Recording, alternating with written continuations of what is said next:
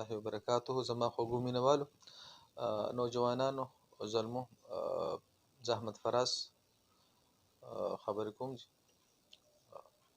نن هغه ټول نوجوانانو دپاره چې څوک پبجي گیم کوي او کرونا د وایرس د وجې په خپل کورونو کې ناست دي او خپل ځان په گیمز کې مصروف کړی دی، نو ای دپاره مونږ نن یو دوه قیمتي تحفې روړي. ای کې چې کوم دی مونږ سره یو ټریکر دی. ټریکر هر هغه ملګری چې هغه پبجي گیم کوي نو هغه دا ټریکر لازما استعمالوي. د ټریکر فایده څه دی؟ یو خو دا چې هغه گیم پې اسانه کېږي، بل هم خبره دا چې د گیم خوند مزه پې هغې ته راځي. دې سره سره یو دا دې نه علاوه مونږ سره یو دا ټریکر دی.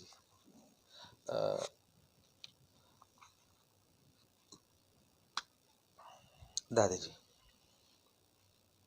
دا دوه قسمه ټریکر دي او دا دوه ټریکر چې کوم دی ملاویږي دا په سناول ټیلیکام شاپ دی زموږ شیراز پی سی او باندې مشهور دی، په مین په جګي روډ باندې د سید آباد په خوله کې واقع دی جی.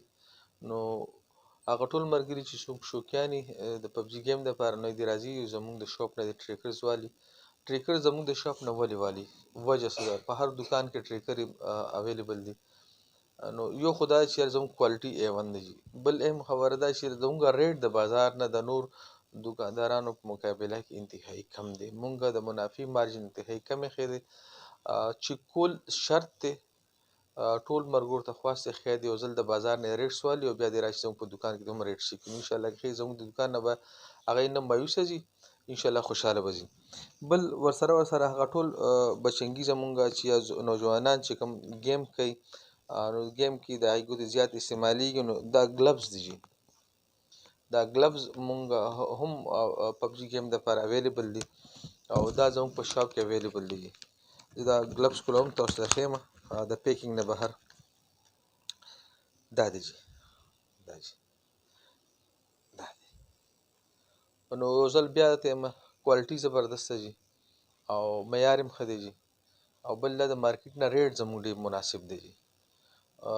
وزټ کول شرط دی، تاسو زموږ شاپ وزټ کوئ، یو ځل دا وګورئ، انشاءالله که خیر تاسو به خوشحاله ځئ زموږ په ریټ باندې زموږ په کوالټۍ باندې، او تاسو بار بار به نه صرف په خپله راځئ بلکې نور ملګرو ته به هم دا سجیشن ورکوئ چې یاره تاسو لاړ شئ سناول ټیلیکام چې کوم شیراز پی سی او باندې مشهور دی، هلته لاړ شئ، هلته نه دا تاسو که ګلبز اخلئ او که تاسو ټریکر یې اخلئ.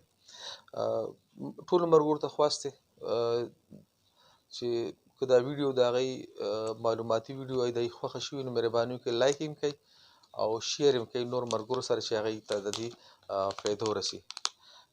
او فالو اپ هم زموږ د فیسبوک پیج هم وکړئ او انشاءالله زموږ کوم یوټیوب چینل دی په هغې باندې هم وکړئ. پاکستان زنده باد.